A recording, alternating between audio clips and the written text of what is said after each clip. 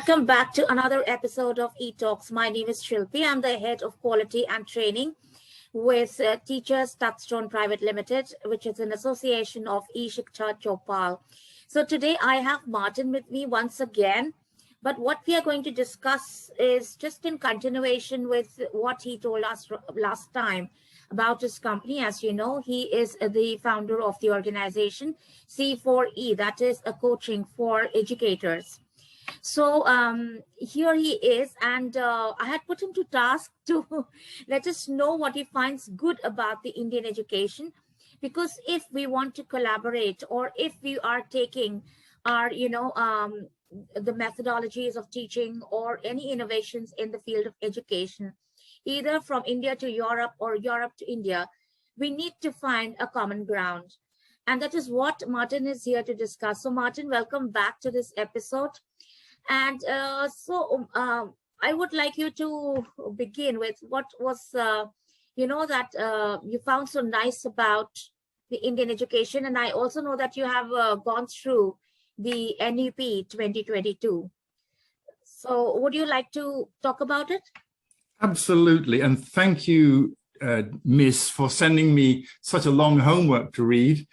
I really enjoyed it. I had read it before, of course, but I wanted to refresh my memory on the very excellent document that came out, I think 2019, the initial release of this national education policy for India. And when I first read it, I whooped with joy because I could see leadership in changing the education system in India, and seeing how clearly that matches with what we're trying to do here in Sweden and what I'm trying to do in all schools around the world. A lot of statements about children, about learning, about shared future, employment, being a citizen of the world. There's so much in this new documentation that is so different to what I imagine Indian education would have been or has been, that it inherited from the British when they were there. So that's what I'd like to talk about, the unique capabilities of each student to contribute to our shared future, and seeing that as a starting point. It's almost one of the first phrases in this document, that education is about bringing out the unique capabilities of each and every student.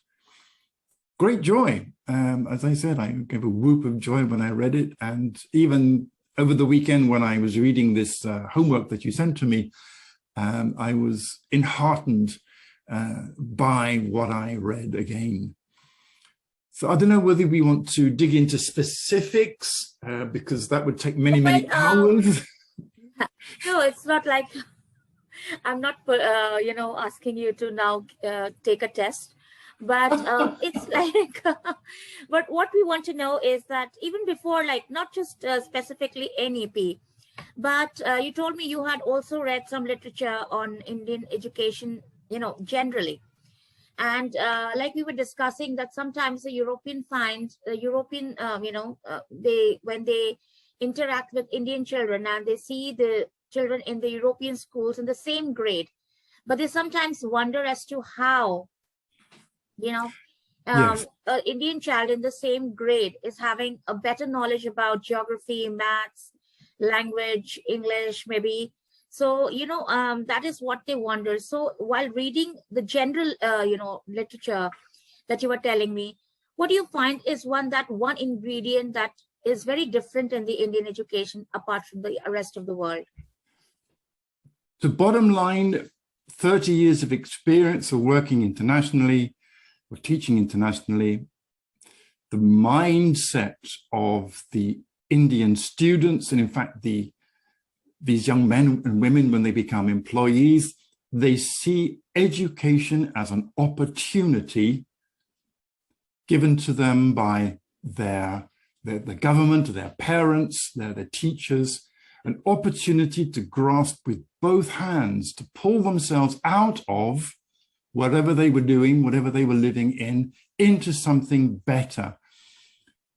I don't see that in Europe. In European children, they see school as an imposition. They have to go to school. They don't necessarily want to go to school to learn. They want to go to school to socialize, which is very nice, but to learn something as a way of getting out of a difficult situation, a difficult life, into something better. No, I don't see that in the European students.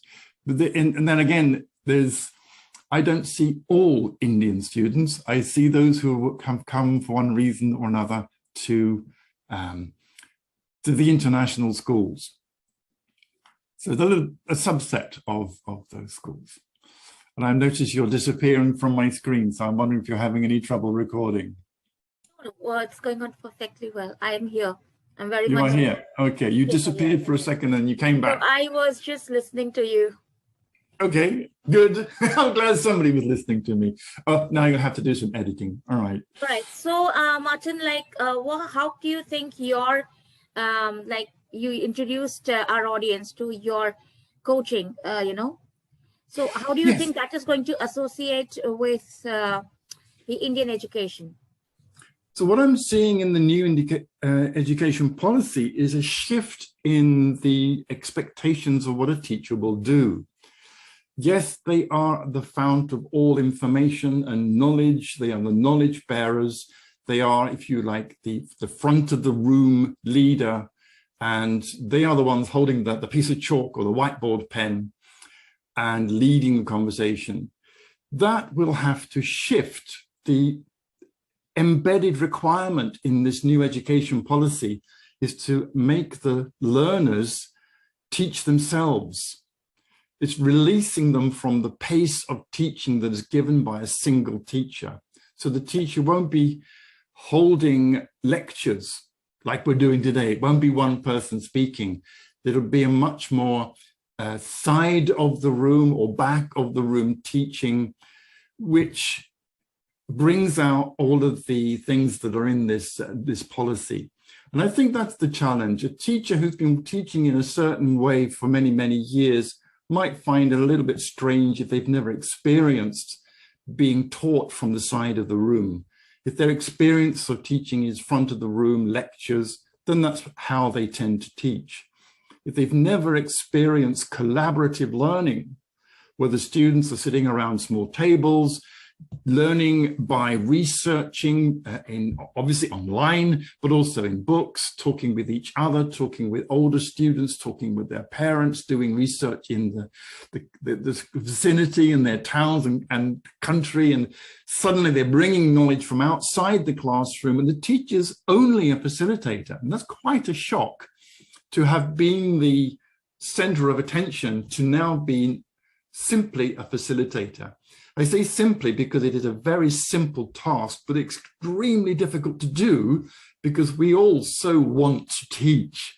And we won't be doing that. We won't be in this new education framework. We won't be teaching so much as facilitating learning. That's so different. And that's where I think we can come in. We can support teachers in any shift that they are wanting to undertake. We won't be pointing the direction of that shift. We will be supporting them from behind. And in that way, we are role models for the way that they will be teaching their students. That's right. Working from the side and working from behind. You can see, if you have the video, you can see that I've got my team behind me, my virtual team. Yes, I can see. And I was about to ask you, because I can see one of our Indian, citizens also there. I think this one. The Sikh here, and so that's such a lovely thing to see that your team is so hybrid. It's made up of hybrid people from across the world. This picture lies a little bit. There's 4 gentlemen in this picture and 3 ladies. In reality, we are inundated with ladies, and that's simply the nature of the coaching world, that it is a female-driven world, which is rather interesting, I find.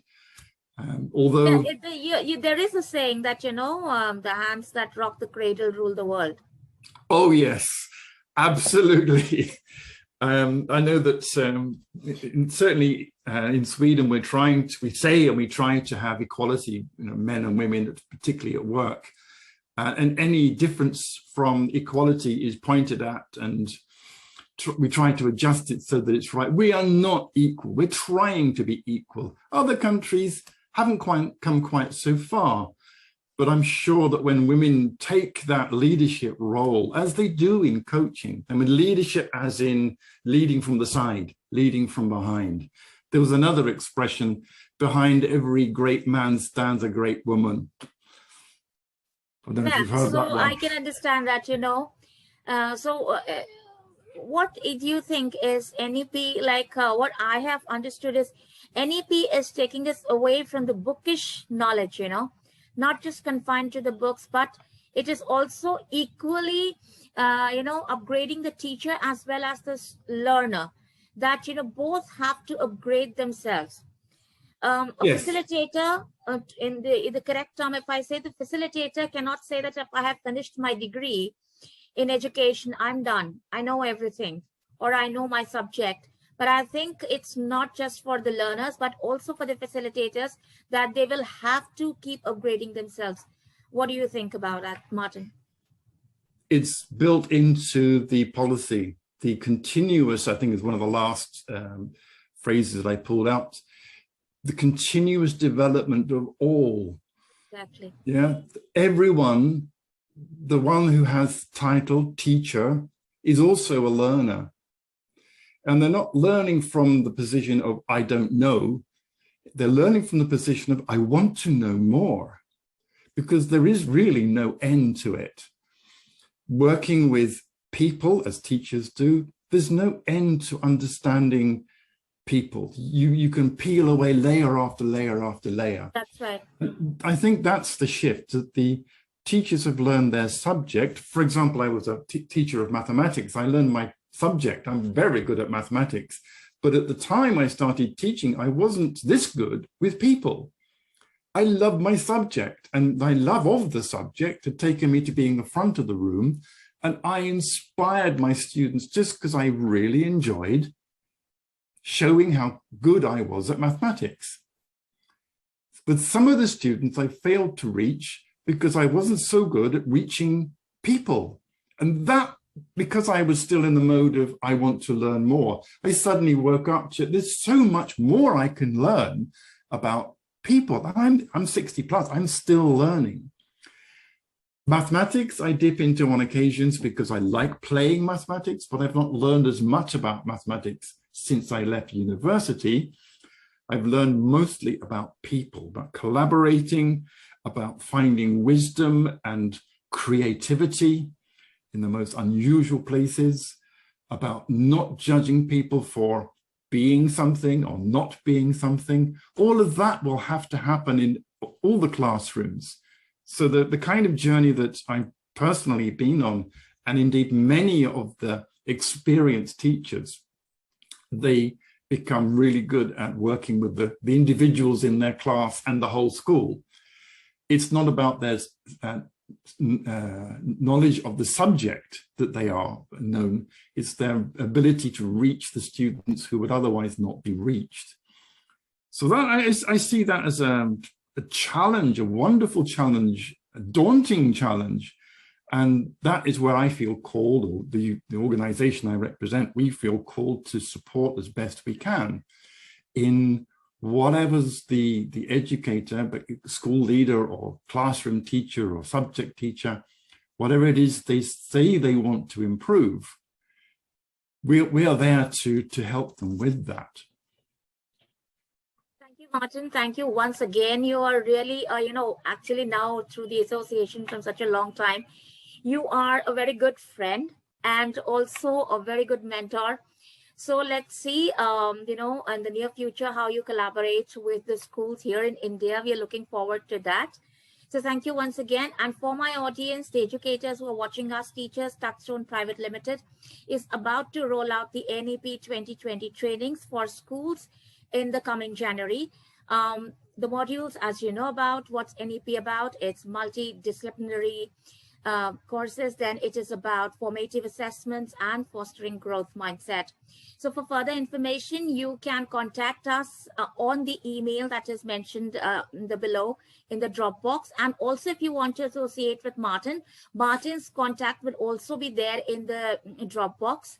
And the phone number is also mentioned there. So even if you can't reach out to Martin, you can reach out to me. My number will be mentioned in the Dropbox. So thank you, Martin, once again, and thank you for watching. My viewers, a very happy Diwali. Wishing you all a very happy Diwali, and looking forward to NEP 2020.